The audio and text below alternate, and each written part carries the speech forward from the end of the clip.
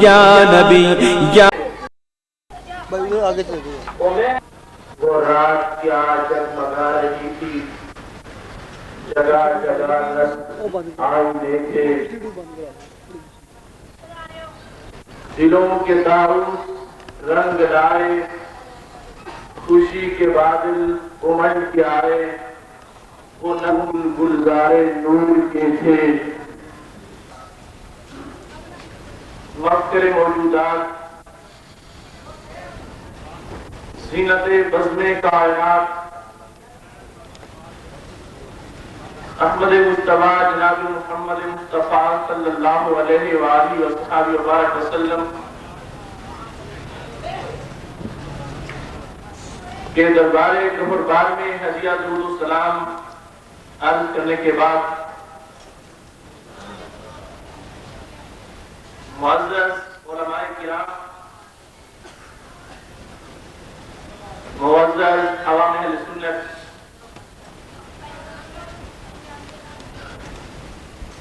آج کا یہ جلسہ ہے معراج النبی صلی اللہ علیہ وسلم، جس میں ہم سب شریک ہیں۔ انجمن برکاتیہ اور جمعیت علماء پاکستان کے زیر اہتمام انعقاد پذیر ہے۔ دعا ہے کہ خالق کائنات جل جلالہ ہم سب کی یہاں حاضری اپنی بارگاہ میں قبول فرمائے۔ والسامعین، نہایت ہی اختصار کے ساتھ اپنی چند گزارشات موضوع کی مناسبت سے آپ کے ذوق سماعت کے حوالے کرنا چاہتا ہوں۔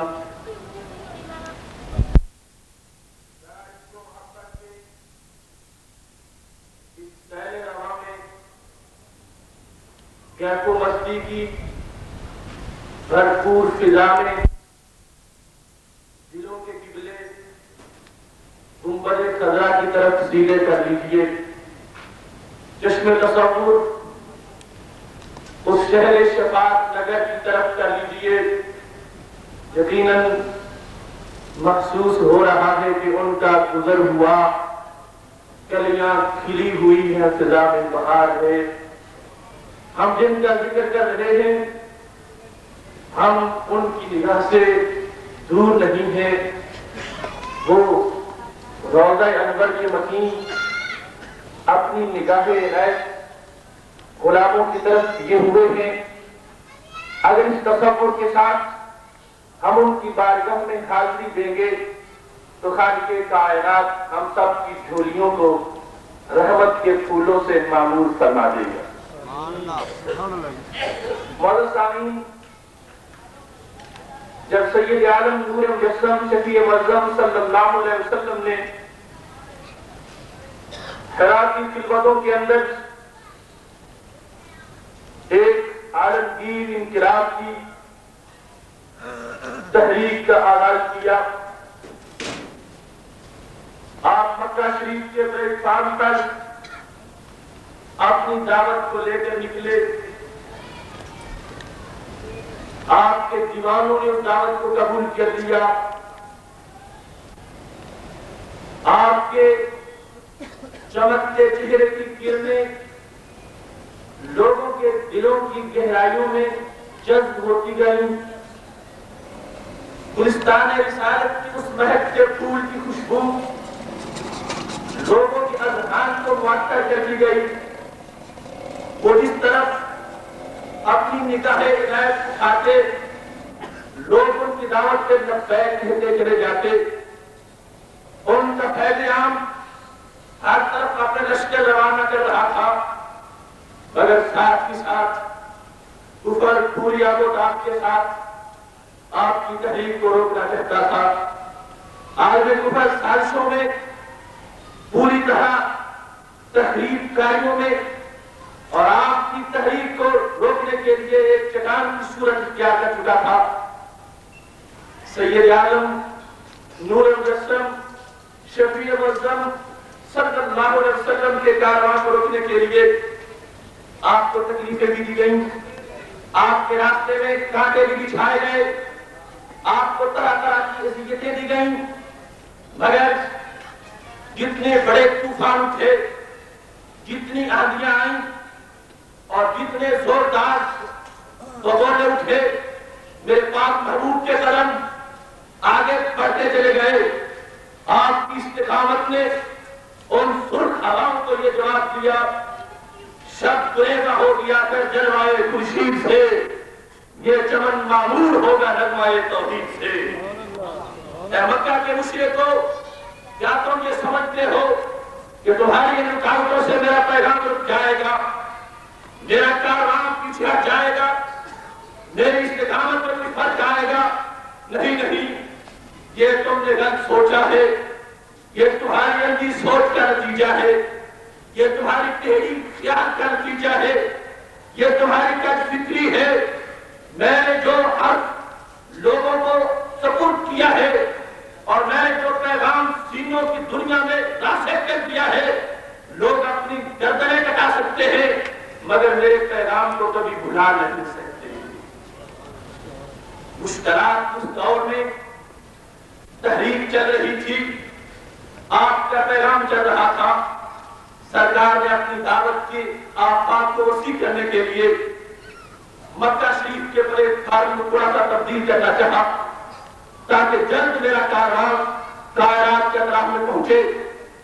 آپ طائف کے بازاروں میں گئے، طائف کے بازاروں میں جو کچھ ہوا وہ بھی چشمے کائنات کے سامنے ہے۔ وہ مقدس جسم جو عرش عظیم سے بھی افضل ہے، وہ نورانی جسم جس کا نور کائنات کی ہر روشنی کے اندر ہے، اس مقدس جسم پر طائف کے بازاروں میں پتھر مارے گئے، خون بہ نکلا، مگر پھر بھی سرکار یہی فرما رہے تھے، آپ کا عزم یہی کہہ رہا تھا کہ جہاں ان کی جاشیں ہیں وہی لاشیاں بنے گا، کوئی بجلیوں کو جا کے یہ فیصلہ سنا دے۔ میں اپنے کارواں کو پیچھے نہیں ہٹا سکتا، ہر طرف سے دشمنوں کی زیادتیاں بھی ہے، عالم کفر جلوہ کر رہا ہے، پلیٹ فارم کو روکنے کی کوشش کی جا رہی ہے۔ ادھر آپ کی عمر 51 سال ہو چکی ہے، 51 سال 3 مہینے کی عمر ہے اور نبوت کا 11واں سال ہے۔ سرکار کو مکہ شریف میں بھی رکاوٹوں کا بڑا سامنا ہے، طائف کا پلیٹ فارم بھی بظاہر کامیاب نظر نہیں آ رہا، اور ادھر ایک کافر ذہن یہ سوچ رہا تھا کہ ہم نے تبلیغ اور دعوت کے پلیٹ فارم کو ناکام کر دیا ہے، ہم نے ان کے کارواں کو روک دیا ہے، ہم نے اس ابھرتی ہوئی دعوت کو جام کر دیا ہے۔ وہ سمجھنے لگ گئے کہ ہم نے ان کی راہوں کو روک رکھا ہے۔ جب ان کے ذہن میں یہ خیال آ رہا تھا، معراج شریف کی رات خالق کائنات اس موقع پر کہ جب بظاہر مکہ شریف کا پلیٹ فارم بھی چاروں طرف سے سازشوں کا شکار ہو چکا تھا، طائف کے بازار میں بھی پتھر برسائے گئے تھے، حضرت ابو طالب کی سیاسی قوت کا دباؤ بھی ان کے مثال کی وجہ سے ختم ہو چکا تھا، حضرت خدیجہ الکبریٰ رضی اللہ تعالیٰ عنہا کے مثال کی وجہ سے ان کے مشوروں سے بھی سرکار محروم ہو چکے تھے۔ تو خالق کائنات نے معراج کی رات سیرت کے اس انتہائی اہم موڑ پر اپنے محبوب کو عرش عظیم پر بلا کے لوگوں پر واضح کہہ دیا، اے مکہ کے مشرکو، تم جس کی راہوں کو زمین پہ بند کرنا چاہتے ہو، میں نے اس کی راہیں کو آسمان کی طرف بھی کھول دی ہے۔ نعرہ تکبیر، اللہ اکبر، یا رسول اللہ، میراج مصطفیٰ۔ حضرت کیسے ہو سکتا ہے تم ان کے عزم کو شکست دے سکو؟ کس طرح ہو سکتا ہے تم ان کی جرأت کو اس پر لرزہ طاری کر سکو؟ کس طرح ہو سکتا ہے کہ میرے محبوب اپنی دعوت سے دستبردار ہو جائیں؟ نہیں نہیں، تم جن کی راہوں کو زمین پہ بند کرنے کا سوچ رہے ہو، زمین پہ کیسی راہیں بند ہو سکتی ہیں؟ میں تو ان کی راہیں آسمان کی طرف بھی کھولتا جا رہا ہوں۔ سبحان اللہ، سبحان اللہ۔ قرآن مجید کا اور سیرت کا گہرا مطالعہ کرنے سے معراج شریف کی ساری مناسبتیں سامنے نظر آتی ہیں. سورہ بنی اسرائیل سے پہلے جو متصل آیت ہے سورہ نحل کی 14ویں پارے کا اختتام ہے اور پھر آگے 15ویں کا آغاز ہو رہا ہے. معراج شریف کے سفر کی داستان کا بالکل ربط کسی قسم کے تاثرات کے ساتھ ہے. خالق کائنات ارشاد فرما رہا ہے واصبر وما صبرک الا باللہ. محبوب آپ صبر کیجئے، آپ کا صبر تو اللہ کے ساتھ ہے. ان کی سازشوں اور ان کی حرکتوں پر کوئی توجہ نہ دیجیے. یہ جو تمہارے دشمن ہے ان کو بالکل خاطر میں نہ رہیے.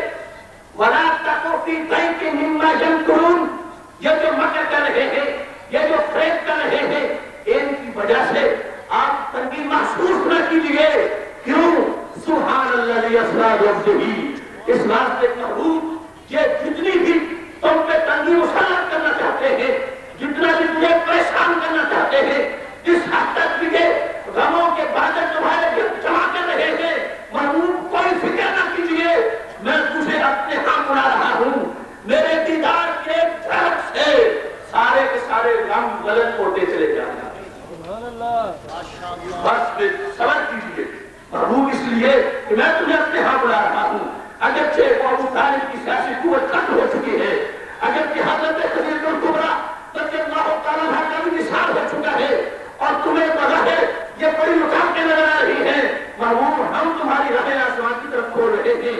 جس کی سلطنت کا ایک حصہ آسمانوں پر بھی ہے وہ زمین کا حاکم کس طرح نہیں بن سکتا. محبوب گھبرائیے نہیں. یہ فرش زمین بھی تمہاری حکومت کے نیچے ہے اور عرش بری بھی تمہاری حکومت کے نیچے ہے. سبحان اللہ. بس یہ ایک اہم موڑ تھا کہ معراج شریف کا واقعہ اس وقت یہ مرزا خالق کائنات پیدا کروایا.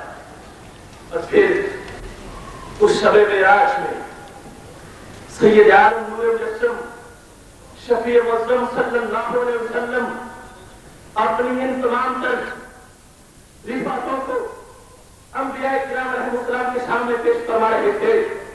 بس ابھی اس کے ساتھ عرض کرنا چاہتا ہوں. ایک اجلاس عام لوگوں کا ہوتا ہے، ایک محفل 7 لوگوں کی ہوتی ہے. کسی محفل کا میچ یہ ہے کہ وہ ملک کی پارلیمنٹ ہے، وہاں پر وہی جا سکتا ہے جو قومی اسمبلی کا رکن ہے. اس بند اجلاس میں دوسرا کوئی نہیں جا سکتا. کبھی اس کا میچ یہ ہے کہ وہ بین الاقوامی سربراہی کانفرنس ہے، وہاں پر ملکوں کے سربراہ جا سکتے ہیں اور کوئی نہیں جا سکتا. ذرا اس میں تصور اس اجلاس کی طرف بھی اٹھائیے جو اقصیٰ کی عظیم مسجد کے اندر ہو رہا تھا، جس اجلاس میں داخلے کا میچ یہ تھا کہ وہاں وہی جا سکتا تھا. وہ یا تو خدا کا نبی تھا یا ساتھ رسول بھی تھا.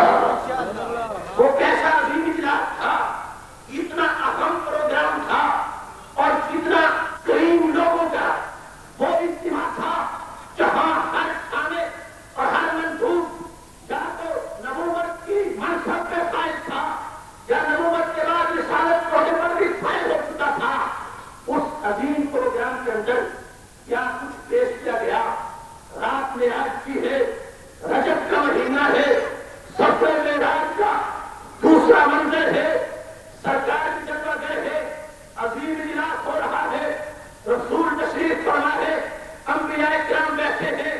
میرے محفل وہ ہے جو کائنات کی جان ہے، میرے محفل وہ ہے جو درے کے دل ہے، میرے محفل وہ ہے جو دلوں کی جان ہے، میرے محفل وہ ہے جو میرے اور آپ کے آقا حضرت محمد مصطفیٰ صلی اللہ علیہ وسلم ہے.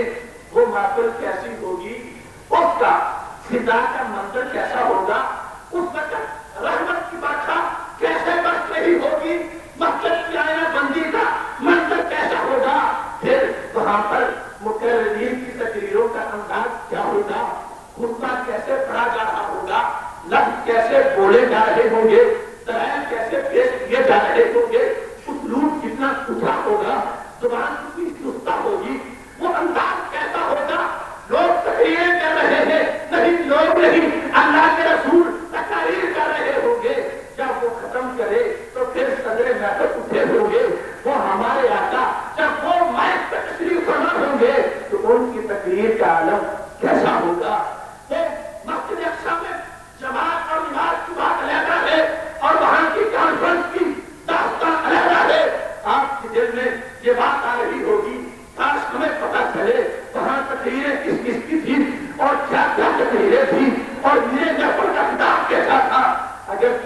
ہے تو آپ میں مجھے سنا دیتا ہوں. وہ الفاظ جو وہاں کے مقررین کی زبان سے نکل رہے تھے اور سب سے آخری کتاب جو میرے آقا کا تھا وہ کتاب کتنا حسین کتاب تھا. اس میں سب شرکاء کی تقریروں کا خلاصہ موجود تھا اور ہر ایک کی مقرر کی تقریر کا جواب موجود تھا. وہ کیسی تقریریں تھیں. کتاب کا سلسلہ شروع ہوا. حضرت ابراہیم علیہ السلام کہتے ہیں الحمدللہ الذی اتخذنی خلیلا. اے انبیاء بھائیو میں اس خدا کی تعریف کرتا ہوں جس خدا نے مجھے اپنا خلیل بنایا ہے. یہ ان کی تقریر ہے, اپنا انداز ہے. ساری تقریروں کا جائزہ لینے سے یہ بات بالکل واضح نظر آتی ہے کہ ہر نبی اور رسول نے جو وہاں تقریر کی تھی اس تقریر میں انہوں نے اللہ کے ساتھ جو ان کا خصوصی نسبت تھی اور خصوصی جو مقام حاصل تھا اللہ کی بارگاہ میں ہر نبی اور رسول نے وہ مقام بیان کیا ہے اور اپنے انبیاء کرام اور دوسرے رسولوں کے سامنے اس بات پر خدا کا شکر کیا ہے کہ اس نے مجھے اس منصب پر فائز کیا ہے. حضرت ابراہیم علیہ السلام فرما رہے تھے الحمدللہ الذی اتخذنی خلیلا. لوگ فخر کرتے ہیں, کوئی کہتا ہے میں وزیر اعظم کا دوست ہوں, کوئی کہتا ہے میں صدر کا دوست ہوں, کوئی کہتا ہے میں گورنر کا دوست ہوں. ارے دوستی وہ کتنی عظیم دوستی ہے جو آپ کے حاکمی کے ساتھ دوستی کے تعلق قائم ہوتے ہیں. حضرت ابراہیم علیہ السلام سارے نبیوں کے سامنے فخر سے کہہ رہے ہیں میں اس خدا کی تعریف کرتا ہوں, ساری تعریف اس خدا کی ہے جس خدا نے مجھے اپنا خلیل بنایا ہے, مقام خلت کا فائز کیا ہے. وہ آسانی ملک عظیمہ, ساری تعریف اس خدا کی ہے جس خدا نے مجھے بہت بڑا ملک اور سلطنت عطا فرمائی ہے. ان کا خطاب ختم ہوا تو حضرت کریم علیہ السلام کی تقریر شروع ہوئی. فرماتے ہیں الحمدللہ الذی کلمنی تکلیما. ساری تعریف اس خدا کی ہے جو خدا مجھ سے کلام فرماتا ہے. میں اس خدا کی تعریف کرتا ہوں جس کی بے صوت حروف کو میں سنتا ہوں, جس کے آواز کے بغیر میں اس کے الفاظ کو سنتا ہوں, جو مجھ سے کلام فرماتا ہے. میں جس خدا کو سجدہ کرتا ہوں وہ خدا مجھ سے بولتا بھی ہے, باتیں بھی کرتا ہے. انبیاء بھائیوں مجھے اس بات کا فخر ہے کہ میرے خدا نے مجھے اپنا قریب قرار دیا ہے. میرے خدا میرے ساتھ باتیں کرتا ہے. اے انبیاء کرام میں اس بات کا تمہارے سامنے اللہ کا شکر ادا کر رہا ہوں. حضرت سلیمان علیہ السلام, حضرت داؤد علیہ السلام قریب اس ہو جائے گا. ہر نبی علیحدہ علیحدہ حیثیت سے اپنے اپنے انداز میں تقریر کر رہا ہے. حضرت داؤد علیہ السلام کہتے ہیں الحمدللہ الذی سخر الجبال. ساری تعریف اس خدا کی ہے جس نے پہاڑوں کو میرے قبضے میں لے دیا ہے. وَأَلَانَ لِلْحَدِيدِ. اور ساری تعریف اس خدا کی ہے جس خدا نے میرے لیے لوہے کو نرم کر دیا ہے. میں جیسے چاہتا ہوں لوہے کو میں موڑ دیتا ہوں. میرے ہاتھوں میں یہ طاقت موجود ہے, میں لوہے کو گرم نہیں کرتا, لوہے کو کسی بھٹی میں نہیں رکھتا. میرے ہاتھوں کو یہ خدا نے طاقت بخشی ہے, جیسے چاہتا ہوں لوہے کو موڑ دیتا ہوں. میرے خدا نے پہاڑوں کو میرے قبضے میں لے رکھا ہے. میں اس خدا کی تعریف کرتا ہوں جس نے مجھے عظیم سلطنت عطا فرمائی ہے. حضرت سلیمان علیہ السلام تقریر کرتے ہیں تو فرماتے ہیں الحمدللہ الذی سخر لی الریاح. ساری تعریفیں اس خدا کی ہیں جس خدا نے ہواؤں کو میرے لیے مسخر کر دیا. ہوائیں میرے اختیار میں ہیں, ان کی لگام میرے ہاتھ میں ہے. میں جدھر چاہتا ہوں ہوائیں چلتی ہیں, جدھر میں دیکھنا چاہتا ہوں ہوائیں میرے ساتھ ہوتی ہیں. میں جہاں کا سفر چاہتا ہوں ہوا کے ساتھ ہوتا ہوں, ہوا مجھے اٹھا کے لے جاتی ہے. ساری تعریف اس خدا کی ہے جس نے ہواؤں کو میرے قبضے میں لے دیا ہے. میں جس طرح چاہتا ہوں ان پر حکمرانی کرتا ہوں. تقاریر کا سلسلہ طویل تھا, یہاں تک کہ بات حضرت عیسیٰ علیہ السلام تک پہنچی. وہ کھڑے ہوئے تو کہتے ہیں الحمدللہ الذی جعلنی کلمۃ وروحہ.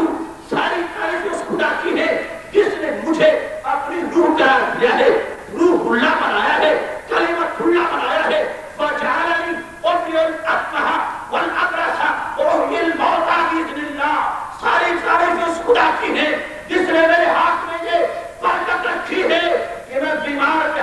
کرتا ہوں تو وہ درست ہو جاتا ہے.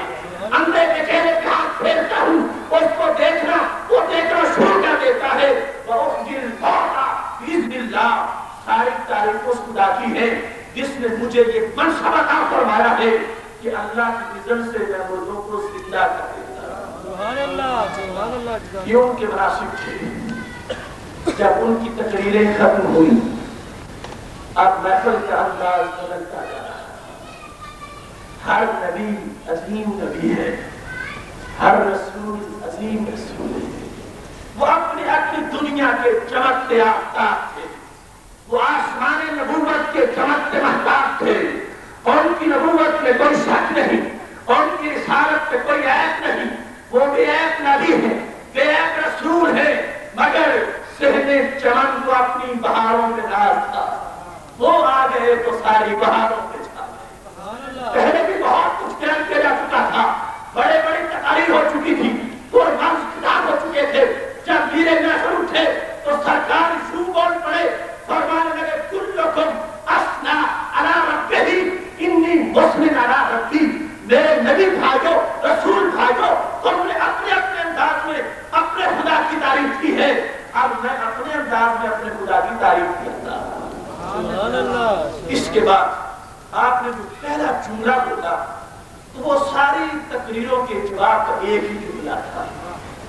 فرمانے لگے وہ زبان جس کو سب ان کی گنجی کہی, اس زبان سے کلمات نکل رہے تھے کہ جب تک وحی یوحا کی تار نہیں ملتی اس وقت تک وہ پیاری زبان نہیں ہلتی. وہ زبان بولنے لگی تو فرمانے لگے سن لو, تم سب نے بڑے مناسب کا ذکر کیا ہے اور اس پر اللہ کی حمد کی ہے. میری بات بھی سنو. الحمدللہ الذی ارسلنی رحمتا للعالمین. ساری تعریفیں اس خدا کی ہے جس نے مجھے سب جہانوں کی رحمت بنا کے نازل فرمایا ہے. سب جہانوں کی رحمت بنا کے نازل فرمایا. میں کسی ایک جہان کی رحمت نہیں ہوں, کسی ایک قوم کے لیے رحمت نہیں ہوں, کسی ایک طبقے کے لیے رحمت نہیں ہوں, میں سب جہانوں کی رحمت ہوں. آپ گویا کہ انہیں بتا رہے تھے میرے ابراہیم علیہ السلام, تم نے جس مقام پر تمہیں منصب جو ملا تھا اللہ کی دوستی کا, وہ منصب جو ہے عطا تو اللہ نے کیا تھا, تقسیم میں نے ہی کیا تھا. جس جہاں کے اندر تم اللہ کے قریب تھے, تمہاری خلت کے اندر بھی جو رحمت جلوہ گر تھی وہ میری بھی رحمت تھی. اس واسطے کہ میں صرف ایک جہاں کا نہیں, سارے جہانوں کے لیے رحمت ہوں. جب تم اللہ کے قریب تھے اس وقت بھی میری رحمت کا اثر تھا. اے سلیمان علیہ السلام, جب تم علامہ مولانا محمد مختار شاہ صاحب, سلیمان علیہ السلام, ٹھیک ہے ہوائیں تمہارے قبضہ میں ہیں, تم ان پہ بیٹھتے ہو, وہ تمہارا حکم مانتی ہے, مگر یاد رکھو جب تمہارا کنٹرول اور اقتدار ہواؤں میں چل رہا تھا اس زمانے کی رحمت بھی میں ہی تھا. میری رحمت کی وجہ سے تمہارا اقتدار تھا. اے حضرت داؤد علیہ السلام, تم لوہے کو نام کرتے تھے, اس طاقت کے اندر بھی میری رحمت کا اثر تھا. اے انبیاء کرام علیہ السلام, اے عیسیٰ علیہ السلام, جب تم مردوں کو زندہ کرتے تھے اس وقت اشارہ تو تم کرتے تھے, تاثیر میری ہی رحمت کرتی. جس جہاں میں تم مردوں کو زندہ کرتے تھے وہ بھی جہانوں میں سے ایک جہاں ہے. میں سارے جہانوں کی رحمت ہوں. اس وقت بھی میری رحمت کے چھینٹے پڑ رہے تھے. جب تم مریضوں کو شفا بانٹ رہے تھے اس وقت بھی میری رحمت کا اثر تھا. جب تم اندھوں کو آنکھیں دے رہے تھے اس وقت بھی میری رحمت کی تاثیر تھی. اے انبیاء کرام, تم ٹھیک ہے اپنے اوصاف میں مستقل ہو, مگر جس جہاں میں تم جو کچھ بھی بنے رہے ہو اس جہاں کے لیے اللہ نے مجھے رحمت بنایا. سبحان اللہ سبحان اللہ. اس کے بعد دوسرا جملہ سرکار کا یہ تھا, الحمدللہ الذی جعلنی بشیرا و نذیرا. ساری تعریفیں خدا کی ہیں جس خدا نے مجھے بشیر و نذیر بنایا ہے. الحمدللہ الذی رفع ذکری. ساری تعریفیں اس خدا کی ہے جس خدا نے مجھے رفع ذکر عطا فرمایا ہے, میرے ذکر کو بلند کر دیا ہے. قیامت تک اور اس کے بعد ہمیشہ کے لیے بلند کر دیا ہے. کبھی تو یہ مقام ہے کہ حضرت ابراہیم علیہ السلام اللہ سے دعا کرتے ہیں اے اللہ فاجعلنی لسان صدق فی الآخرین، اے اللہ مجھے بعد والے لوگوں کے اندر لسان صدق عطا فرما، لوگ اچھے الفاظ کے ساتھ میرا ذکر کرتے ہیں. حضرت خلیل کو اللہ سے دعا کر رہے ہیں اور سرکار کا مقام یہ ہے وَرَفَعْنَا لَكَ ذِكْرَكَ، محبوب ہم نے تمہارا ذکر بلند کر دیا ہے. ادھر بلندی مانگی جا رہی ہے اور ادھر سرکار کو بلندی کا اللہ کی نام دے رہا. بس بات بڑی قریب ہو جائے گی، وقت مجھے اجازت نہیں دیتا. اپنی گفتگو کی آخری نقطہ پر پہنچ رہا ہوں. سرکار خطاب فرماتے فرماتے آپ نے 3 جملے دوسرے انبیاء کرام علیہ السلام کی تقریروں کے انداز سے بالکل جداگانہ ارشاد فرمائے. اور ساری تقریروں کا سروے کرنے سے تقریباً یہ بات سمجھ میں آتی ہے کہ اس عظیم اجتماع کے اندر کسی نبی اور کسی رسول نے اپنی امت کا تو نام ہی نہیں لیا. قربان جاؤں اس امت کے جو خیال تھے، وہاں جہاں اپنے مناسب کا ذکر فرما رہے تھے وہاں محبوب اپنی امت کے عہدوں کا بھی اعلان فرما. آپ کی تقریر کے مستقل 3 جملے امت کے لیے تھے. الحمدللہ الذی جعل امتی خیر امت، ساری تعریف اس خدا کی ہے اے نبیو جس خدا نے میری امت کو ساری امتوں کا سردار بنایا ہے. وجعل امتی امتا وسطا، ساری تعریف اس خدا کی ہے جس نے میری امت کو امت وسط بنایا ہے. وجعل امتی هم الاولون والآخرون، ساری تعریف اس خدا کی ہے جس خدا نے میری امت کو اول بھی بنایا ہے اور آخر بھی بنایا ہے. اتنے بڑے اجتماع کے اندر سرکار امت کو نہیں بھولے، امت کا نام دیا، ان کی فوجے کا ذکر کیا. فرمایا میری امت کتنی عجیب امت ہے، یہ اول بھی ہے اور آخر بھی ہے. سرکار خود بھی اول ہے، خود آخر بھی ہے. نگاہ عشق و مستی میں وہی اول وہی آخر، والأول والآخر، وہ خود اول بھی ہے آخر بھی ہے. ان کی غلامی کی وجہ سے امت بھی اول ہے امت بھی آخر ہے. بات سمجھ میں شاید نہ آ رہی ہو، سرکار کو اول بھی ہے آخر بھی ہے اس اعتبار سے کہ آپ کا نور سب سے پہلے پیدا کیا گیا، اس لحاظ سے آپ اول ہے. دنیا میں سب سے آخر میں سارے رسولوں کے بعد تشریف لائے، اس لحاظ سے آخر ہے. اور امت کیسے اول ہے، امت کیسے آخر ہے؟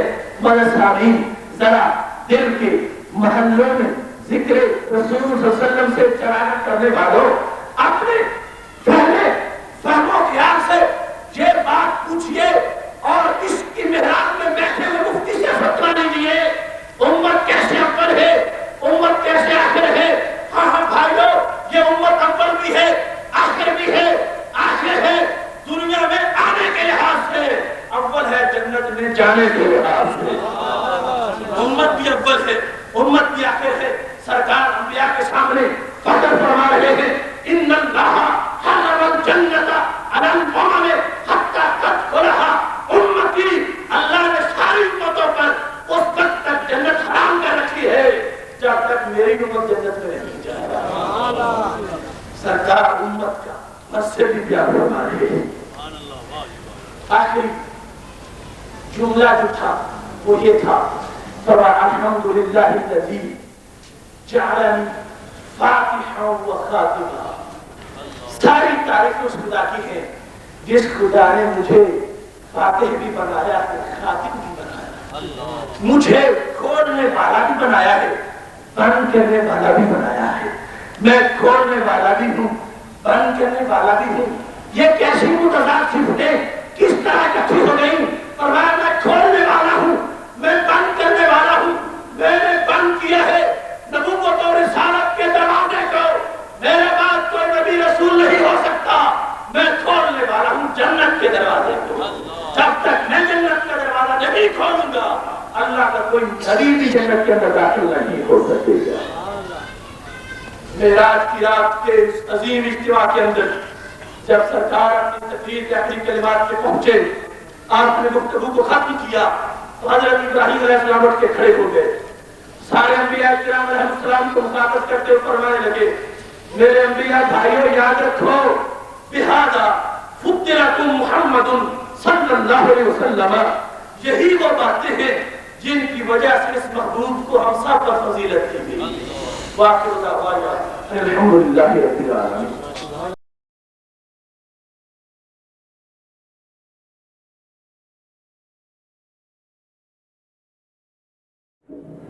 بسم الله الرحمن الرحيم.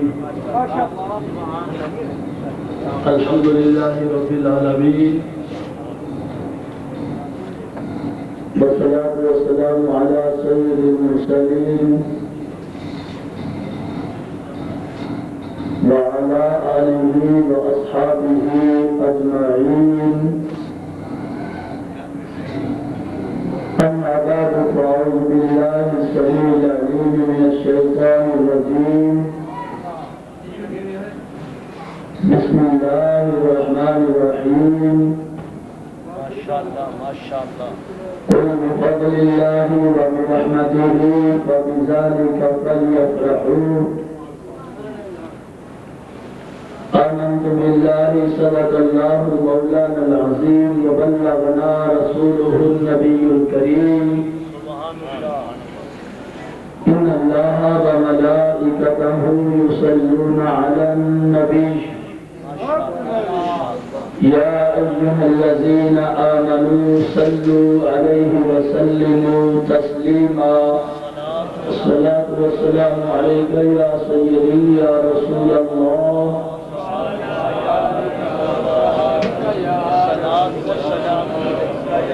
وعلى آلك وأصحابك يا خير خلق الله.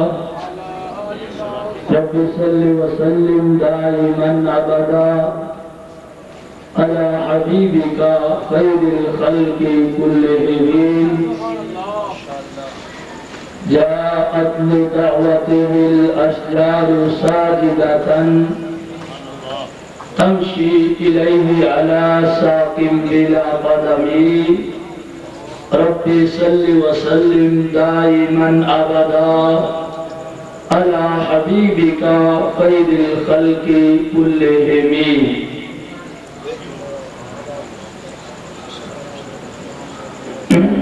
نعرہ تکبیر، نعرہ رسالت. ماشاءاللہ ماشاءاللہ. عید میلاد النبی سے جگمگایا ہے جہاں. ماشاءاللہ ماشاءاللہ. عید میلاد النبی سے جگمگایا ہے جہاں. مہکا مہکا فرش خاکی مسکرایا آسمان. جس طرف دیکھو گدا رحمت کی چھائی ہے وہاں. بارش انوار سے سیراب ہیں کونوں مکان. بھینی بھینی پیاری پیاری بو سے ہوتا ہے ایام. محفل میلاد گویا بن گئی ہے بوستان. پتا پتا ڈالی ڈالی شاد ماں ہے شاد ماں. چہچہاتی بلبلے نغمہ ہے گاتی قمریاں. اور بے ادب گستاخ لوگوں کو بتا دے راستاں. بے ادب گستاخ لوگوں کو بتا دے راستاں. محفل میلاد کے ہم پاسباں ہیں پاسباں. آزماتا ہی رہا ہے بارہا تو آسمان. عشق احمد میں تو کٹ جاتے ہیں سنی نوجوان. اے حقیقت بالیقین خواہ کر لے کوئی امتحان. آج بھی سرشار اسی جذبے سے ہیں یہ مردمان. جو نہ ہو کٹ کر نبی کے نام پر پا لیتے ہیں یہ بے گمان. کامیابی کامرانی اور حیات جاودان. رب کعبہ تجھ سے ہے یہ التجائے ناکساں. کر کرم رکھ لے برم سن لو ہمارے افغان. کب تک جمتے رہیں گے ہجر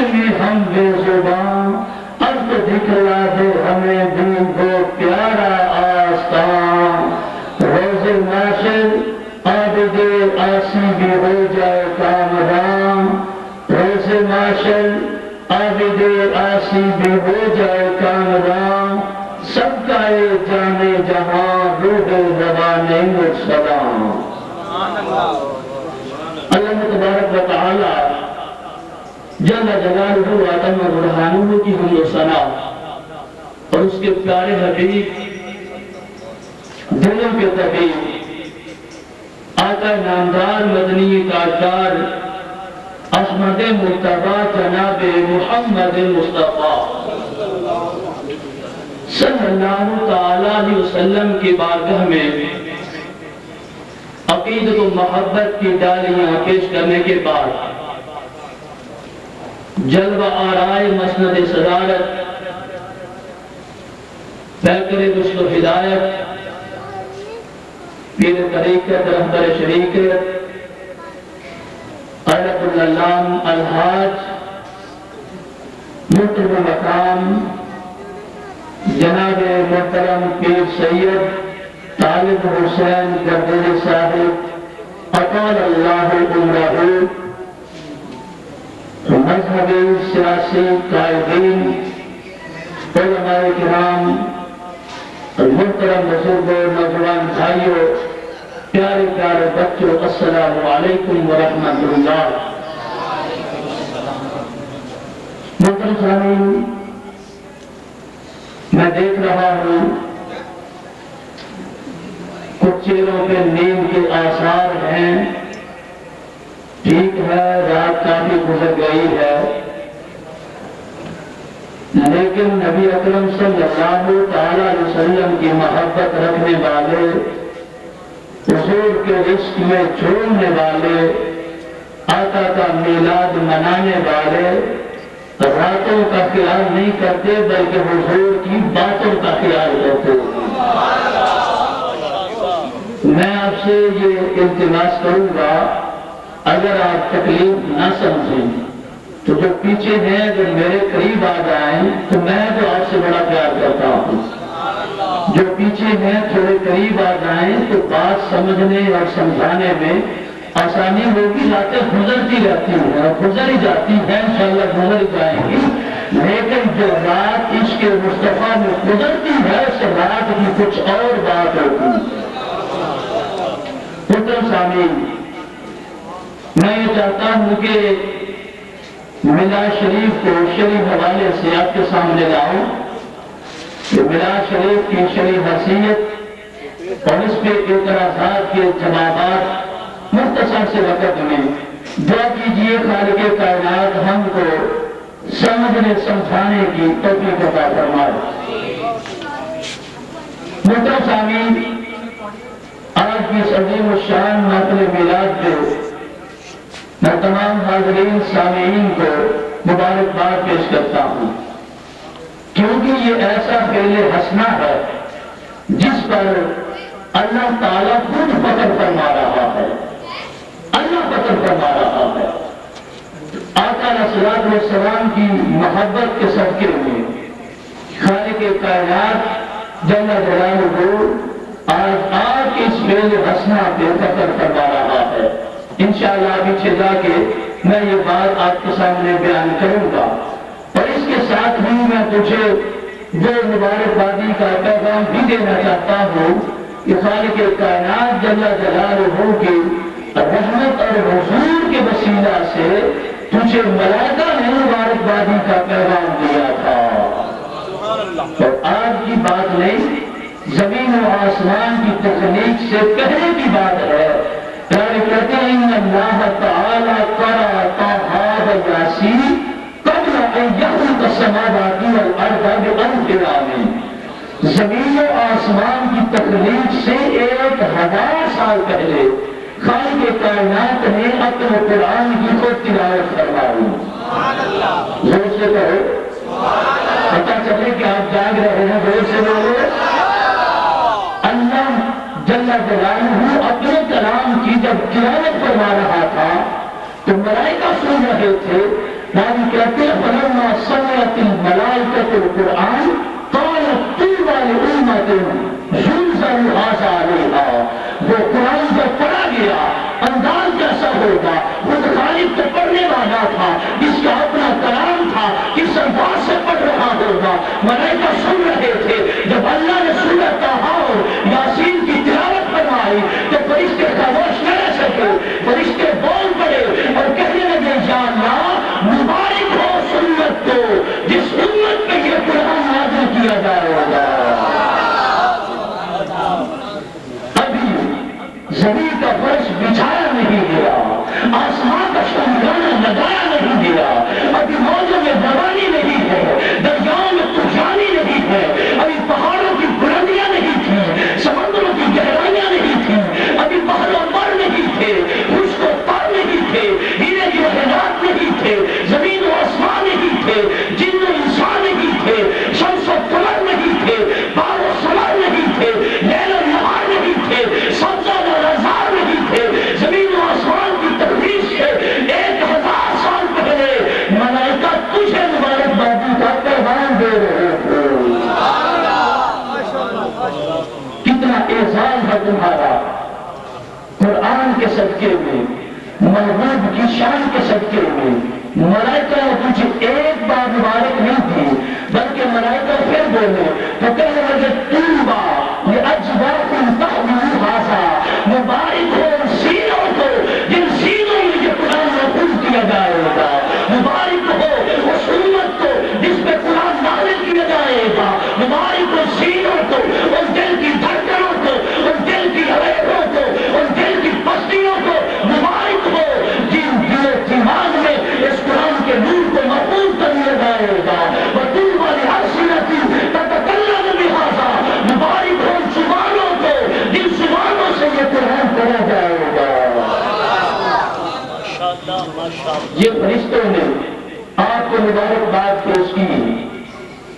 میں یہ کہنا چاہتا ہوں, ان فرشتوں نے قرآن سنا تھا, ان کو اتنا وزن آ گیا تھا, قرآن کی تلاوت میں اتنا سوز اور ساز تھا کہ فرشتے بولنے پر مجبور ہو گئے, اور وہ سوچ رہے تھے یا اللہ سے ساری کتابیں ہی بڑی اچھی ہوگی, تیرا سارا کلام بھی اس کی مثال نہیں ہے, لیکن وہ امت جس کو یہ قرآن دیا جائے گا, مولا اس کو مبارکبادی کا پیغام دیا جائے گا.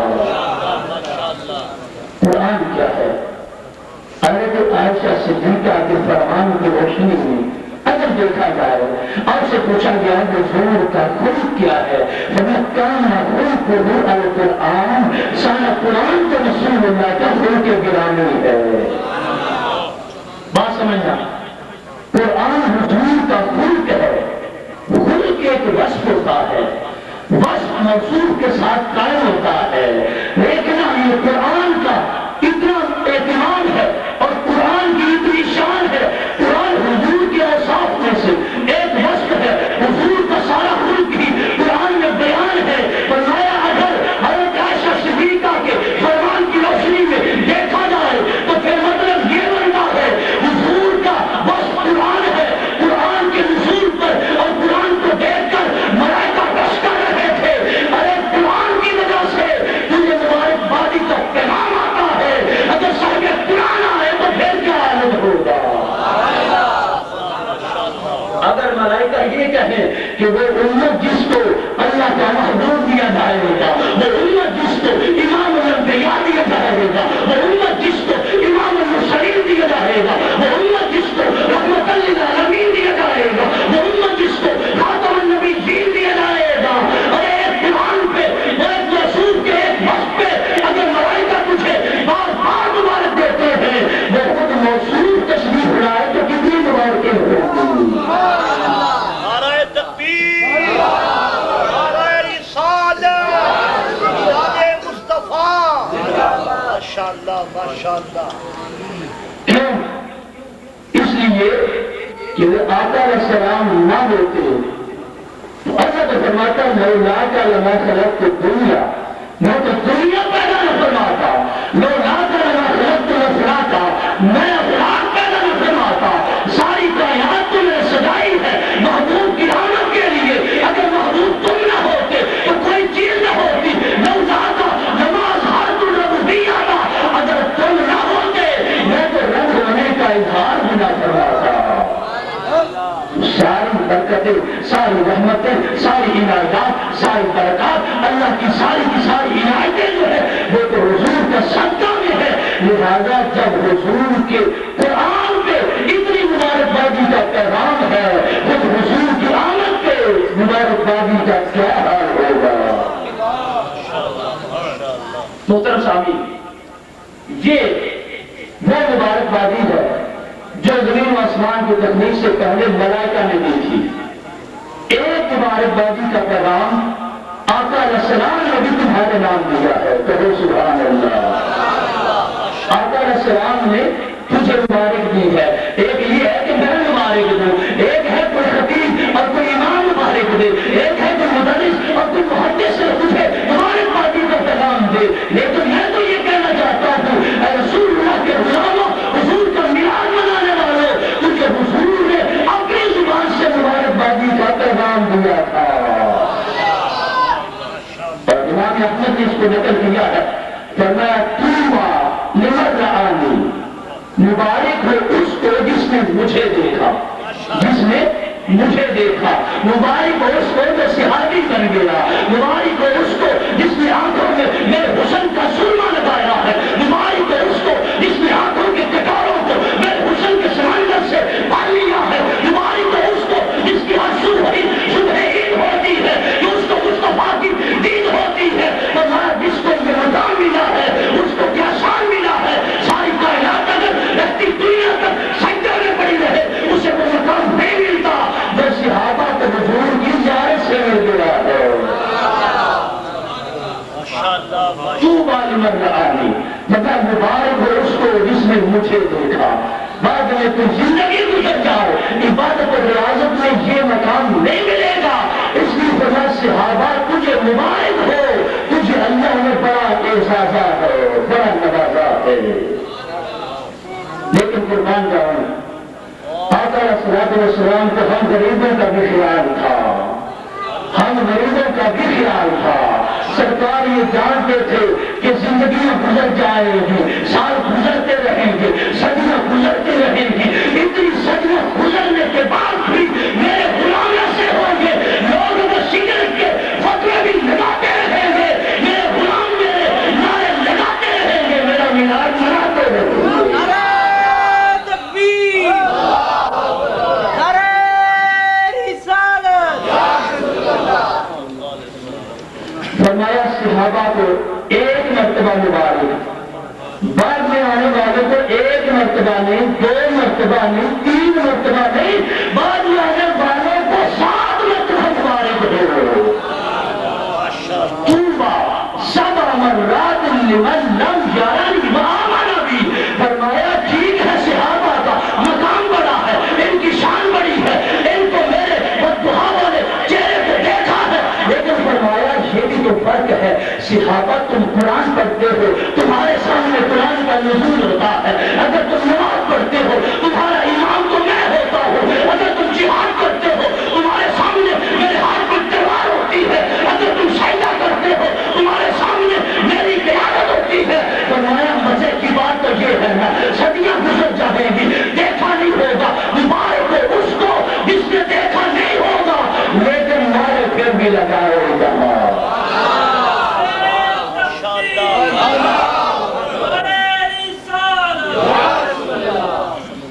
تجھے ایک مبارک اور بعد میں آنے والوں کو 7 مرتبہ مبارک ہو۔ کیوں؟ اس کا یہ اعزاز ہے نا کہ رہتی دنیا پر اور ایسے ماحول میں جا کے پھر بھی اپنی عقیدتوں کا زاویہ کو سیدھا رکھے گا، اپنی محبتوں کا بانٹا وہ قوت خلا کو بتانے گا۔ ورنہ وہ میرے غلام ایسے ماحول میں جب بیٹھ کے میلاد منائیں گے کہ لوگوں کو یہ بات بتائیں گے کہ ہم نے رسول اللہ کا کلمہ پڑھا ہے، دل و جان سے پڑھا ہے، اس لیے میں نے انہیں 7 مرتبہ مبارکباد دی ہے۔ محترم سامعین، یہ آپ کا اعزاز اسی لیے ہے۔ تو میں نے قرآن مجید کی آیت کریمہ کا حصہ پڑھا، قل بفضل اللہ وبرحمتہ فبذلک فلیفرحوا۔ محبوب اپنے غلاموں کو بتا دو اللہ کا فضل ہو، اس کی رحمت ہو تو پھر اس بات پہ مسرت کا اظہار کرنا چاہیے، خوشی کا اظہار کرنا چاہیے۔ اب اللہ کا فضل، اللہ کا انعام سب سے بڑا، اللہ کے انعامات تو اتنے ہیں فَمَنْ تَعُدُّ نِعْمَةَ اللَّهِ لَا تُحْصُوهَا، اگر تم اللہ کی نعمتوں کو بیٹھ کے گننا شروع کر دو تو زندگی ختم ہو سکتی ہے، اللہ کی نعمتوں کا شمار نہیں ہو سکتا۔ لیکن فرمایا یہ ساری نعمتیں اس محبوب کے صدقے میں تھی جن کی وجہ سے اس کائنات کو معاشر حضور میں لایا گیا تھا۔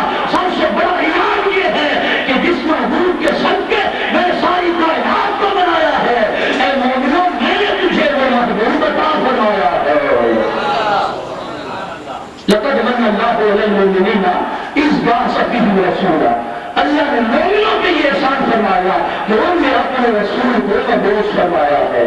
اس لیے تو آج ہم نے میلاد منایا ہے کہ اللہ نے ہم پہ بھی سے احسان فرمایا ہے، ہم نے اس احسان کا شکر ادا کر کے دکھایا ہے۔ سب سے بڑا انعام، سب سے بڑی نعمت، سب سے بڑا فضل آقا اسلام کی ذات گرامی، پھر فرمایا رحمت وما ارسلناک الا رحمۃ للعالمین۔ تو اس سے بڑی رحمت کون سی ہو سکتی ہے کہ ہم نے محبوب کو سارے جہانوں کی رحمت بنایا ہے۔ اما بنعمت ربک فحدث، تو میں اللہ کی نعمت کا پھر چرچا کیا کرو، خوب ذکر کیا کرو، خوشی کا اظہار کیا کرو، یہ اللہ کا اپنا فرمان ہے۔ اور پھر فرماتا ہے لئن شکرتم لأزیدنکم ولئن کفرتم ان عذابی لشدید، اگر تم میرے احسان کا شکر ادا کرتے ہو تو پھر میں تجھے زیادہ دوں گا اور بڑھا دوں گا۔ اگر تم نے میرے محبوب کی آمد کا ذکر کر لیا، اس احسان کا شکریہ ادا کر لیا، اگر میں نے یہ بھی احسان کیا، محبوب عطا فرمایا ہے، تجھے محبوب کا امتی بنایا ہے، تجھے محبوب کا غلام بنایا ہے، لئن شکرتم، اگر تم نے میلاد بنایا ہے تو پھر میں تجھے یہ بتا دینا چاہتا ہوں لأزیدنکم، اور محبوب کا قرب مل جائے گا، تجھے راہ ہدایت مل جائے گا، تجھے محبوب کو دیکھنے کا طریقہ مل جائے گا، اپنے رسول کی تجھے توفیق مل جائے گی، تجھے تو جہنم کے شعلوں سے نکالا جائے گا، جنت کے محلات میں تجھے بھیجا جائے گا۔ سبحان اللہ۔ ان شکرتم لأزیدنکم، اگر تم نے شکر کیا تو میں تو بڑھاتا جاؤں گا، تجھے نوازتا جاؤں گا اور تجھے میں اطاعت سے امان کرتا جاؤں گا۔ وَلَئِن كَفَرْتُمْ، ہاں اگر تم نے ناشکری کی، اگر میلاد کا نام سن کے تمہارے ماتھے پہ شکر آ گیا، ورنہ اگر تم نے ناشکری کا اظہار کیا، پھر یاد رکھنا ان عذابی لشدید، پھر مجھے بچانے والا کوئی نہیں ہوگا۔ محترم سامعین، وقت کی نزاکت میں روزہ کھاتے رہتے ہو،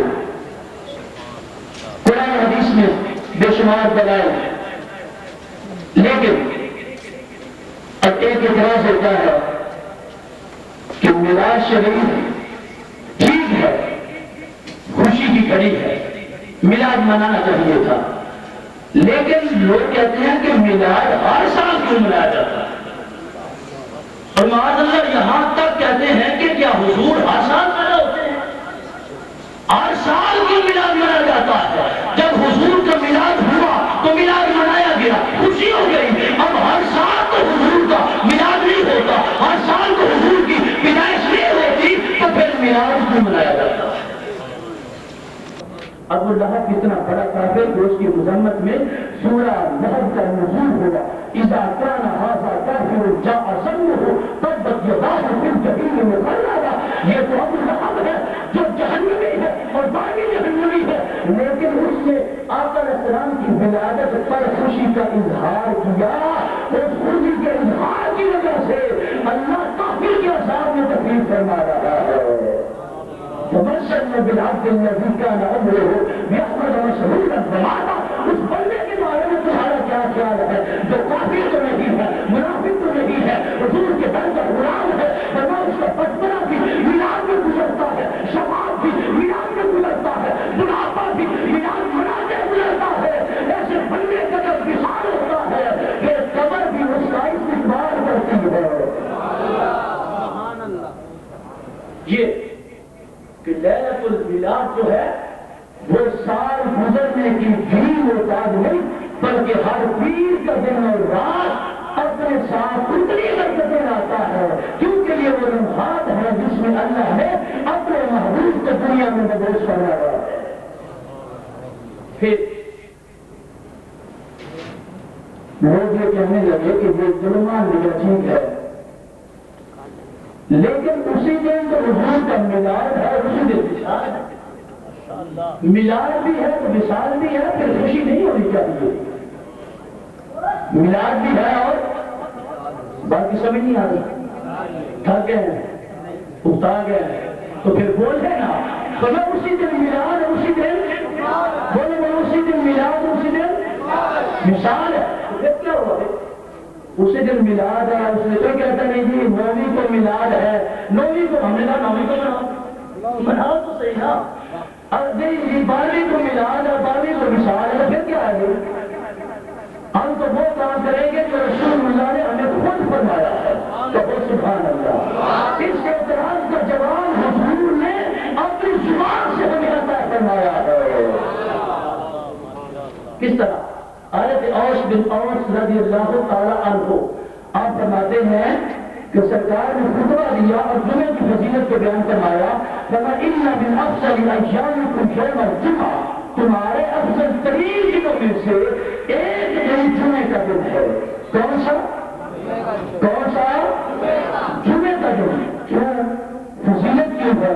برتری کیوں ہے؟ مقام کیوں ہے؟ فرمایا فیہ خروج کا آدم، اس لیے حضرت آدم کا یوم میلاد ہے، یوم میلاد ہے، ابو البشر علیہ السلام کا یوم میلاد ہے۔ فرمایا میلاد نہیں، فیہ خروج کا آدم و فیہ خروج کا، یہ حضرت آدم کا یوم میلاد بھی ہے، یوم وصال بھی ہے۔ میلاد کی وجہ سے خوشی ہوتی ہے، وصال کی وجہ سے غم ہوتا ہے، لیکن فرمایا یہ اوروں کے وصال پر غم ہوتا ہے، اللہ کے نبی کے وصال پر غم نہیں ہوتا۔ اپنے بارے میں سرکار نے فرمایا تھا حیاتی خیر الحق و مماتی خیر الحق، میری زندگی بھی تمہارے لیے خیر ہے، میری وفات بھی تمہارے لیے خیر ہے۔ تو فرمایا دن ایک ہے، اسی میں وصال ہے، اسی میں میلاد ہے۔ صرف یہ نہیں، فیہ نفخۃ فیہ صاعقۃ، اسی دن میں تو سور پھونکا جائے گا، اسی دن میں محشر برپا ہو جائے گا۔ محشر کی گرمی کا اگر تصور کرو تو کوئی آدمی بیٹھ نہیں سکے گا، اور پھر اگر کوئی بندہ تصور کر لے کہ اس دن میں تو بندے کو اللہ کا دیدار کرایا جائے گا، پھر اس سے بڑھ کر خوشی کا اور موقع کون سا ہوگا؟ تو میں خوشی بھی ہے، غم بھی ہے، اور انسان کے لیے خوشحالی بھی ہے، گھبراہٹ بھی ہے، پھر وصال بھی ہے اور میلاد بھی ہے۔ اب اس میں دو چیزیں کہی گئی، ایسے دن کو اگر تم نے منانا ہو تو کس انداز میں منانا ہے، کیسے منانا؟ فرمایا سنو، ایسا دن جس میں میلاد بھی ہو، وصال بھی ہو، تم نے وہ طریقہ کرنا ہے، میلاد کا بھی حق ادا ہو، وصال کا بھی حق ادا ہو۔ فرمایا کیا کرو گے؟ فرمایا اکثروا علیہ من الصلاۃ فیہ، جمعے کے دن میں میلاد بھی ہے، وصال بھی ہے۔ ایسا کوئی دن ہو تو تمہارے لیے طریقہ ہے، اس دن مجھ پر کثرت سے درود و سلام کرو گے، میلاد کا بھی حق ادا ہو جائے گا، وصال کا بھی حق ادا ہو جائے گا۔ یہ نہیں کہ منہ بنا کے بیٹھ جاؤ، یہ نہیں کہ سب خاتم بچھا لو کہ وصال ہو گیا ہے جی، وصال ہو گیا۔ فرمایا نہیں، اکثروا علیک من الصلاۃ فیہ، اس دن مجھ پر کثرت کیا کرو، درود و سلام کی، درود و سلام کی ڈالیوں کی، درود و سلام کے گدھوں کی، کھڑے ہو کے پڑھو، بیٹھ کے پڑھو، تم ہاتھ آن کے پڑھو، درود و سلام کثرت سے پڑھو گے، وصال کا بھی حق ادا ہو گیا، میلاد کا بھی حق ادا ہو گیا۔ اس لیے تو ہم آپ سے مناتے ہیں، اس میں درود و سلام کی ڈالیاں ہے، حضور کی ثنا کرانی ہے، حضور کی بارگاہ میں درود و سلام کے نظرات جاری کی جاتے ہیں۔ یہ ہم نہیں کہتے، یہ سرکار نے خود فرمایا ہے۔ اور اگر آپ کو بتانے کا شوق ہو تو میں عرض کر دینا چاہتا ہوں، یہ وہ حدیث ہے سنن ابن ماجہ میں موجود ہے، سننے ابھی داؤد میں موجود ہے، سننے نسائی میں موجود ہے، سننے دارمی میں موجود ہے، سننے کبریٰ میں موجود ہے، تفسیر کثیر میں موجود ہے، الدعوات الکبیر میں موجود ہے، طبرانی کبیر میں موجود ہے، مصنف ابن ابی شیبہ میں موجود ہے، مستدرک ابن حاکم میں موجود ہے، صحیح ابن حبان میں موجود ہے، صحیح ابن خزیمہ میں موجود ہے۔ ارے اس کو امام بہقی نے حیات الانبیاء بہقی میں نقل کیا ہے۔ 20 کتابوں میں یہ حوالہ دکھا سکتے ہیں کہ سرکار نے ہمیں ایسا دن منانے کا طریقہ خود سکھلایا ہے۔ اسی لیے آج ہم نے حضور کا میلاد منایا۔ محترم سامعین، قرآن و حدیث میں تو یہاں تک یہ بات سامنے آتی ہے، مسلم شریف میں حدیث بھی موجود ہے۔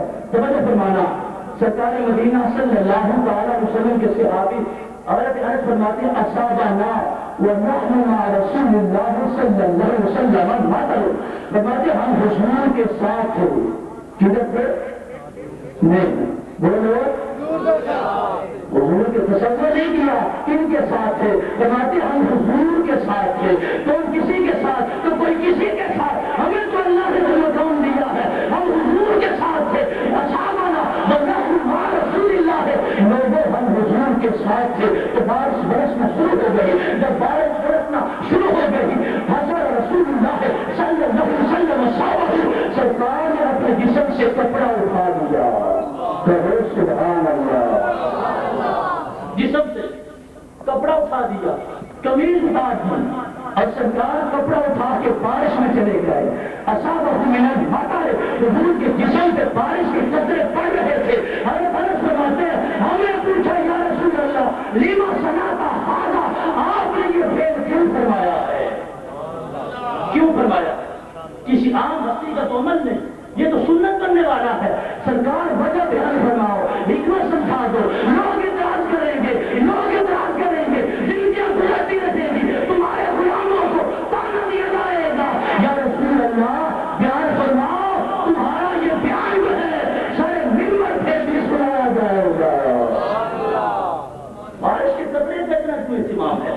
کیوں اتنا استقبال کر رہے ہو؟ سرکار نے فرمایا میرے صحابی تجھے پتا نہیں، لأنه حدیث عہد بربہ، یہ تو اپنے رب کی طرف سے ابھی آ رہا ہے، اس لیے میں نے اس کا استقبال کر دیا ہے۔ اور فرمایا بارش کے پانی کا قطرہ اگر آسمانوں سے آئے تو اور نہیں حضور استقبال فرماتے ہیں۔ فرمایا یہ میرے رب کی طرف سے آ رہا ہے، کتنی برکتیں لے کے آ رہا ہے، کتنی محبتوں سے آ رہا ہے۔ میں قطرے کو نہیں دیکھتا، میں اپنے رب کا تصور کرتا ہوں کہ میرے رب کی طرف سے بارش کا قطرہ آیا ہے۔ ارے بارش کا قطرہ آئے تو سرکار اس کا استقبال فرماتے ہیں، بارش کا قطرہ نہیں اللہ کا محبوب آئے تو کھلی معراج مناتے تھے۔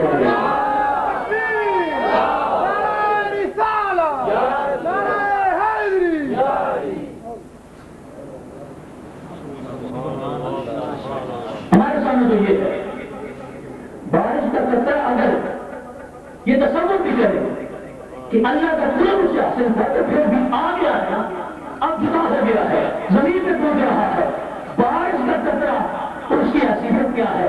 آقا کی آمد اس کا کون اندازہ کرے؟ سرکار مدینہ کی آمد، یہ بارش کا قطرہ اللہ کی طرف آئے، اللہ کی طرف سے آئے تو سرکار اس کی بات فرماتے ہیں۔ اللہ فرماتا ہے لوگوں بارش کا قطرہ نہیں، قد جاءت من اللہ نور، میری طرف سے تو میرا نور آتا ہے۔ اس لیے مومن مسلمان حضور کا میلاد مناتا ہے اور اس بات کو سوچنے کے سامنے یہ بہت کہلاتا ہے کہ اللہ ہم پہ احسان فرماتا ہے، اس لیے امتی نبی کا میلاد مناتا ہے۔ محترم سامعین، پھر کہنے والوں کی زبان بڑی لمبی ہوتی ہے، کہتے اگر ٹھیک ہے اتنا ہی ضروری تھا میلاد منانا تو پھر صحابہ نے میلاد کیوں نہیں منایا؟ نبی کو سمجھ رہا ہے کہ پھر صحابہ نے میلاد کیوں نہیں منایا؟ ہم کہتے ہیں صحابہ نے منایا ہے، تجھے کسی نے پڑھایا نہیں ہے۔ صحابہ نے منایا ہے، تجھے کسی نے پڑھایا نہیں ہے۔ صحابہ نے منایا ہے، مسلم شریف میں آیا ہے، میں ابھی آپ کو پڑھ کے سنا رہا ہوں۔ کہ مسلم شریف کے اندر حضرت امیر معاویہ بیان کر رہے ہیں، فرماتے ہیں کہ خرج النبی صلی اللہ علیہ وسلم علی حلقۃ من اصحابہ، آقا وسلم کا شانہ نبوت سے باہر تشریف لائے تو صحابہ کا ایک مجمع تھا، ایک حلقہ تھا، صحابہ بیٹھ کے اللہ کا ذکر کر رہے تھے۔ آقا علیہ السلام تشریف لائے تو فرمایا ما اجلسکم ھاہنا، میرے صحابہ اس وقت اس جگہ پہ تجھے کس بات نے بٹھایا ہے؟ حضور جانتے تو تھے نا، بولو جانتے تھے، لیکن سرکار پوچھ رہے تھے کہ میرے صحابہ اس وقت اس جگہ پہ تجھے کس بات نے بٹھایا ہے؟ صحابہ نے عرض کیا یا رسول اللہ جلسنا نذکر اللہ ونحمدہ علی ما ہدانا للاسلام ومن علینا بک، عبرانی میں بھی ہے، یا رسول اللہ ہم بیٹھ کے اللہ کا ذکر کر رہے ہیں، اس کی حمد کر رہے ہیں، کیوں کہ اس نے ہمیں اسلام کی طرف ہدایت دی ہے اور تو جیسا محبوب بھیج کے اللہ نے ہم کو احسان فرمایا ہے۔ ہم بیٹھ کے اللہ کا ذکر کر رہے تھے، اللہ کا شکر کر رہے ہیں، وجہ یہ ہے کہ اللہ نے تم جیسا محبوب ہمیں عطا فرمایا ہے۔ جب صحابہ نے یہ جواب دیا تو سرکار نے فرمایا آنا ہے ماضا سب ملنا سارے کا، صحابہ خدا کی قسم دے کے پوچھتا ہوں کیا صرف یہی وجہ ہے تم یہ سارے کام کاج چھوڑے ہیں؟ حالات ایسے ہیں، جہاد کا موقع ہے، اتنی مصروفیات ہے، ساری مصروفیات کو توڑ کر اور سارے آرام سے منہ موڑ کر تم نے آج یہاں پہ بیٹھ کے اللہ کا شکر ادا کرنے کا اکٹھا بیٹھ کے یہ پروگرام بنایا ہے تو صرف یہ وجہ ہے کہ اللہ نے تم کو اپنا محبوب عطا فرمایا ہے۔ جب سرکار مدینہ نے قسم دے کے پوچھا تو صحابہ نے قسم اٹھا کے کہا یا رسول اللہ اور کوئی وجہ نہیں، ہم اسی لیے بیٹھے ہیں کہ فضل رب اللہ، اور کیا چاہیے مل گئے مصطفیٰ، اور کیا چاہیے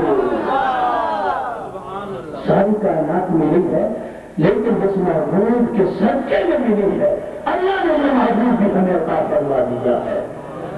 جب صحابہ نے یہ جواب دیا تو سرکار مدینہ نے فرمایا اتانی جبرائیل، اسی لیے تو میں کہہ رہا ہوں اتانی جبرائیل واخبرنی، ابھی تو حضرت جبرائیل آئے ہیں، انہوں نے مجھے یہ خبر دی ہے ان اللہ تعالی عز و جل یباہی بکم الملائکہ، اے محفل کو سجانے والوں، اللہ ملائکہ کے سامنے تمہارا نام لے کے ذکر فرما رہا ہے۔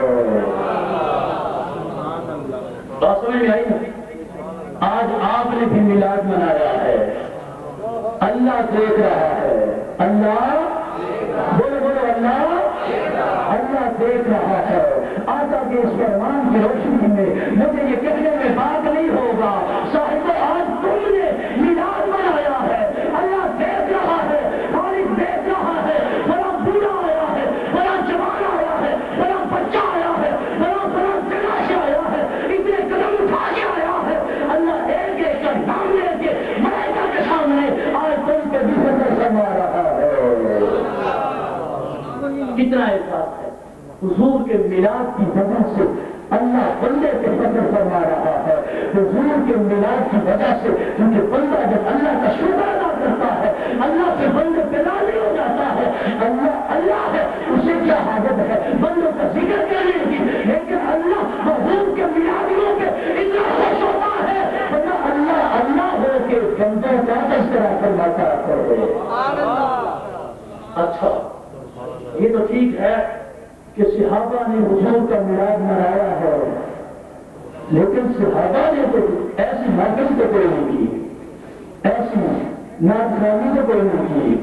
ہم نے کہا صحابہ نے تو کی ہے، تجھے کسی نے نہیں بتایا ہوگا، کیا تم نے دیکھا اور سنا ہوگا، تیرے دل کے مفتی گنجے میں چھپایا ہوگا، اس لیے ہم اس کو تجھے بتا دینا چاہتے ہیں۔ بخاری شریف اٹھا کے دیکھو، ام المومنین سے پوچھو، حضرت عائشہ سے پوچھو، فرماتی ہے کان النبی صلی اللہ علیہ وسلم یدعو حسان منبرا، مسجد نبوی میں سرکار اپنی صدارت میں منبر سجاتے ہیں، اس کے حضرت حسان کو کھڑا فرماتے ہیں، حضرت حسان حضور کی نعت سناتے ہیں، سرکار حضرت حسان کے لیے دعا فرماتے ہیں۔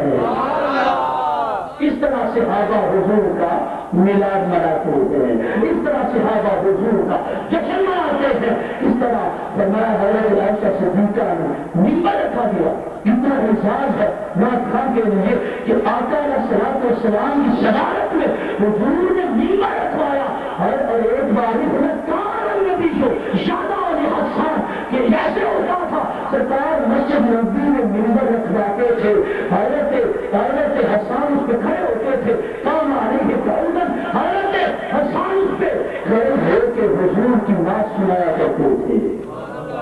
یہ صحابہ کی نقل نعت ہے۔ حضرت حسان کیا کہتے تھے؟ وہ احسن من کا نام کا رکھت تو رہنے وہ اجمل من کا نام کا من نساؤ وہ اتنا مبرم من کل عیب کاننا کا قد خریدتا تمام شاؤ۔ اے محبوب مجھے اللہ کی قسم ہے احسن من کا تم جیسا عظیم تو میں نے دیکھا ہی نہیں ہے، تم جیسا اجمل تو تم جیسا پیارا تو کسی ماں نے جنم ہی نہیں دیا، دیکھا کہاں ہو جاؤ گا۔ کا لگتا ہی ہے اس کو جمال کا معیار بتاتا ہے، اس کو جمال کی چمک بتاتی ہے، تمہارے چہرے کی چمک بتاتی ہے، تمہارے چہرے کی روشنائی بتاتی ہے، تمہارے چہرے کی یاپاشی بتاتی ہے، تمہارے چہرے کی خوشباشی بتاتی ہے، تمہارے چہرے کے انداز بتاتے ہیں، تمہارے چمکتے ہوئے یہ رخسار بتاتے ہیں کہ محبوب احسن من کا نام کا رکھت تو ہے نہیں، واجمل من کا نام کا لیکن نساؤ خلقت مبرئا من کل عیب کانک قد خلقت کما تشاء۔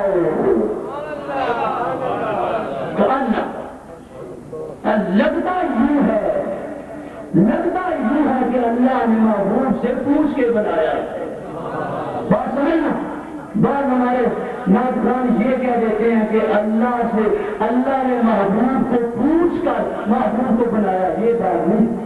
حضرت حسان کی نعت کا ترجمہ یہ نہیں، اب کاننا گویا کہ لگتا یہ ہے محبوب تمہارے چہرے کو دیکھنے سے یہ کہنا پڑتا ہے گویا کہ اللہ نے تجھے پوچھ کے سجایا ہے، کیونکہ مجھے مصطفیٰ ہے وہ آئینہ، ان سے کوئی آئینہ نہ میری چشم خیال میں نہ دکانے آئینہ کار نہیں کہ اللہ نے جو آئینوں کی دکان سجائی ہے، یہ ساری دکان میں ایسا کوئی دوسرا آئینہ نظر نہیں آتا۔ حضرت حسان حضور کی نعت بھی پڑھ رہے تھے اور حضور کے دشمنوں پہ گرفت کروا رہے تھے۔